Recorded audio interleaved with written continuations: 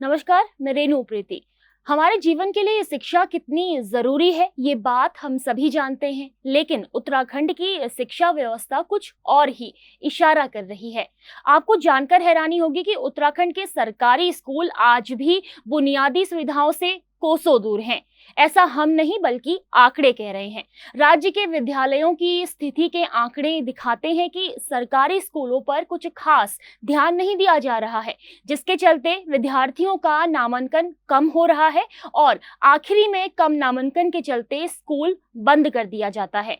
Unified district information system for education plus की report कहती है कि उत्तराखंड में हर साल औसतन 41 प्राइवेट स्कूल खुल रहे हैं और 100 से ज्यादा सरकारी स्कूल बंद हो रहे हैं। 2021 से 2022 में जारी हुई रिपोर्ट के मुताबिक बीते 4 सालों में यानी 2018 से लेकर 2022 तक सरकारी स्कूलों की संख्या तेजी से कम हुई, जबकि प्राइवेट स्कूलों की संख्या बढ़ी है। दरअसल माना जा रहा है कि संसाधनों का अभाव झेलते सरकारी स्कूलों की तुलना में अंग्रेजी माध्यम वाले निजी स्कूलों का आकर्षण अभिभावकों को लुभा रहा है। 2018 से 2022 के बीच प्राइमरी यानी कक्षा 1 से कक्षा 8 तक और कक्षा 6 से कक्षा 8 तक की मान्यता वाले 83 और हायर सेकेंडरी यानी कक्षा 1 से कक्षा 12वीं की मान्यता वाले 3 स्कूल नए खुले हैं। इस अवधि में कक्षा 1 से कक्षा 10, कक्षा 6 से 8 और कक्षा 9 से 10 की मान्यता वाले नए 80 स्कूल खुले हैं। 2022 में इंडिया.com में प्रकाशित एक खबर के मुताबिक 3000 सरकारी स्कूल को बंद करने की तैयारी चल रही थी। ये स्कूल वो हैं जहां छात्रों की संख्या बेहद कम बताई जा रही थी। शिक्षा विभाग के अधिकारियों ने बकायदा पत्र जारी कर कहा कि विभाग में ऐसे स्कूलों को चिन्हित किए जाने के निर्देश दिए जहां बच्चों की संख्या बेहद कम है।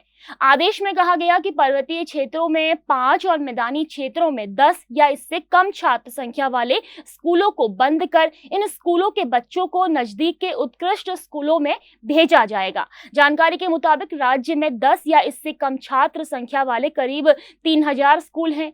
इंडिया स्पेंट की एक खबर के मुताबिक साल 2012-13 से लेकर साल 2019-20 तक उत्तराखंड में 846 राजकीय प्राथमिक विद्यालय और 197 राजकीय माध्यमिक विद्यालय बंद हो चुके हैं। लेकिन इस दौरान निजी प्राथमिक माध्यमिक विद्यालयों में काफी बढ़ोतरी भी हुई है। जानकारी के अनुसार साल 2012-13 में इन स्कूलों की संख्या 776 थी, लेकिन साल 2019-20 में ये लगभग 280% बढ़कर 2197 हो गई है। साल 2012 से 13 में उत्तराखंड में कुल 12,499 राजकीय प्राथमिक विद्यालय और 2,805 राजकीय माध्यमिक विद्यालय थे, जिनकी संख्या साल 2019-20 तक घटकर 11,653 और 2,608 हो गई। साल 2022 में आई रिपोर्ट में जिलेवार संख्या देखें तो अल्मोड़ा में 130, बागेश्वर में 39, चमोली में 49, चंपावत में 28, देहरादून में 57, हरिद्वार में 10, नैनीताल में 17, पिथौरागढ़ में 130, रुद्रप्रयाग में 41, टिहरी गढ़वाल में 180 सरकारी प्राथमिक विद्यालय पिछले 10 सालों में बंद हुए हैं। बहरहाल सरकारी स्कूलों के बंद होने की वजह छात्रों का कम होना माना जा रहा है, लेकिन ऐसे में सवाल ये है कि आखिर छात्रों की संख्या कम होने की वजह क्या है? दरअसल इसकी कई वजह मानी जा रही है। मीडिया रिपोर्ट्स के अनुसार विशेषज्ञों का ये मानना है कि पहले सरकारी स्कूलों के प्रति जनता के नजरिए को बदलना होगा, जिसके लिए सरकारी स्कूलों में शिक्षा की गुणवत्ता को बेहतर बनाना होगा। बताते चले कि निशुल्क और अनिवार्य बाल शिक्षा का अधिकार अधिनियम 2009 के मुताबिक हर विद्यालय के लिए कुछ मानक फिक्स हैं। इन मानकों के मुताबिक हर विद्यालय के भवन में शिक्षकों के लिए एक कक्ष, लड़के और लड़कियों के लिए अलग शौचालय, विद्यार्थियों के लिए पर्याप्त और स्वच्छ पेयजल व्यवस्था और एक खेल का मैदान का होना जरूरी है। लेकिन ज्यादातर रिपोर्ट्स कहती है कि उत्तराखंड के स्कूलों की बदहाल स्थिति है। दिसंबर 2021 में प्रधानमंत्री आर्थिक सलाहकार परिषद की ओर से जारी की गई foundational literacy and numeracy index की रिपोर्ट उत्तराखंड राज्य में स्कूली शिक्षा की बदहाली को उजागर करती है। ये रिपोर्ट बताती है कि राज्य में मात्र 8% प्राथमिक स्कूल ही हैं जहां कंप्यूटर की सुविधा उपलब्ध है।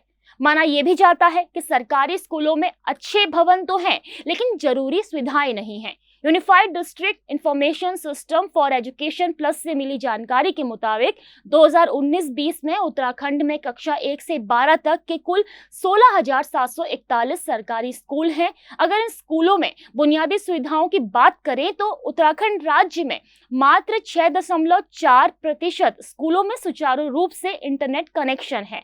मात्र 22.26% स्कूलों में सुचारू रूप से कंप्यूटर की सुविधा है और 20% से भी ज्यादा ऐसे स्कूल हैं जहां सुचारू रूप से बिजली कनेक्शन नहीं है। इतना ही नहीं, साल 2018 में आई Annual Status of Education Report बताती है कि उत्तराखंड में 19.7% ऐसे प्राथमिक विद्यालय हैं जहां पर खेल का मैदान ही नहीं है। उत्तराखंड के पर्वतीय इलाकों में सरकारी स्कूलों की बदहाली जहां एक और प्राइवेट स्कूलों के फलने फूलने का मौका देती है, तो वहीं बच्चों को हर कीमत पर पढ़ाने के लिए तैयार नागरिकों को मजबूर बनाती है। सवाल ये भी है कि क्या सरकारी मशीनरी पर शिक्षा माफिया हावी है या फिर नीतियों में खामी है? आखिर ऐसा क्यों है कि उत्तराखंड के सरकारी स्कूलों में बुनियादी सुविधाएं भी मुहैया नहीं हो पा रही हैं? वैसे आपको क्या लगता है? हमें कमेंट सेक्शन में जरूर बताइएगा और देखते रहिए खबर उत्तराखंड।